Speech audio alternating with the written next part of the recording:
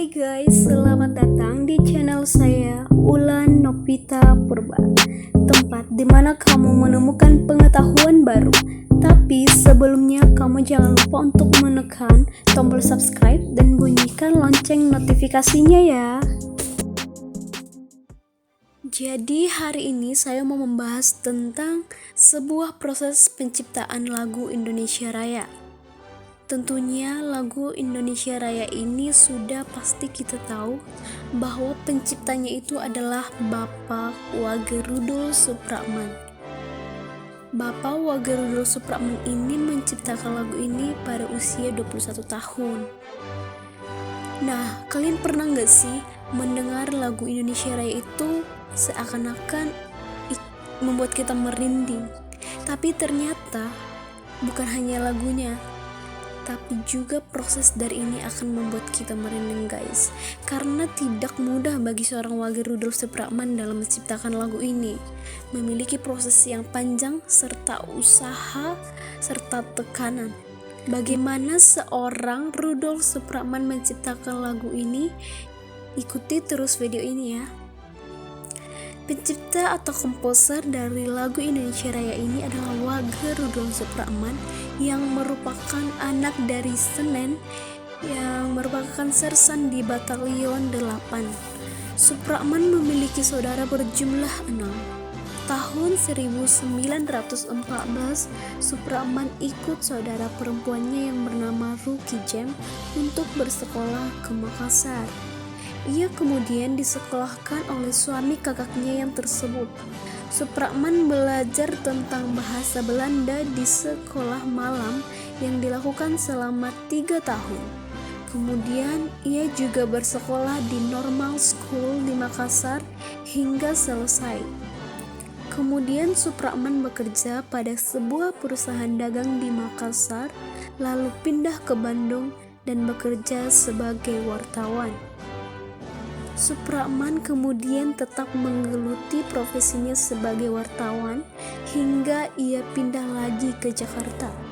Di Jakarta ini kemudian ia mulai berkenalan dengan tokoh-tokoh muda dan kemudian ia juga mulai tertarik dengan pergerakan nasional. Lalu rasa tak suka terhadap penjajah, terutama pada Belanda, semakin tumbuh pada Supratman hingga ia menuangkan dalam sebuah buku perawan desa.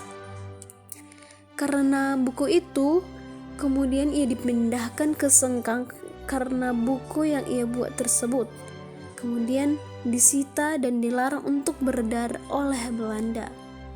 Supratman kemudian pindah lagi ke Makassar. Di sana ia mendapatkan pengetahuan tentang musik karena kakaknya yang bernama Ruki Jem merupakan seorang yang begitu gemar dengan pertunjukan sandiwara dan biola. Ia juga mendapatkan pengetahuan dari Willem van Eldik yang merupakan suami dari kakak perempuannya tersebut. Lagu Indonesia Raya merupakan lagu yang ia ciptakan setelah ia membaca sebuah surat kabar yang menantang para ahli musik Indonesia menciptakan lagu kebangsaan. Kemudian ia mulai membuat sebuah lagu dan kemudian pada tahun 1924 saat Supratman berusia 21 tahun, ia telah melahirkan lagu Indonesia Raya. Karena ciptaannya tersebut, ia juga selalu menjadi salah satu orang Indonesia yang paling dicari dan diburu oleh tentara dan polisi Hindia Belanda. Hingga akhirnya ia lari ke Surabaya dan lalu jatuh sakit di kota tersebut. Lalu terakhir yang menjadi lagunya adalah lagu ciptaannya tersendiri, yaitu Matahari Terbit pada awal tahun 1938. Lalu ia ditangkap oleh pasukan Hindia Belanda setelah memperdengarkan lagu terakhir tersebut bersama dengan pandu-pandu di Nirom, Jalan Embong, Malang, Surabaya. Selanjutnya mereka membawa Supratman ke penjara Kalikosok, Surabaya.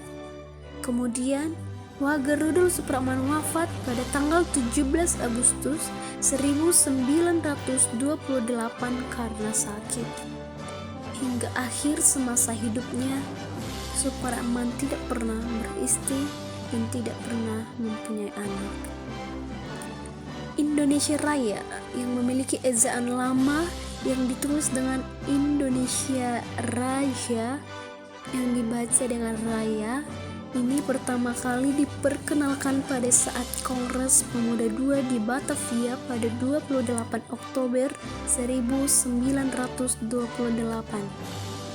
Pertama kali dikumandangkan ini membuat lagu ini menjadi salah satu tanda dari tumbuhnya pergerakan semangat nasional pada saat itu.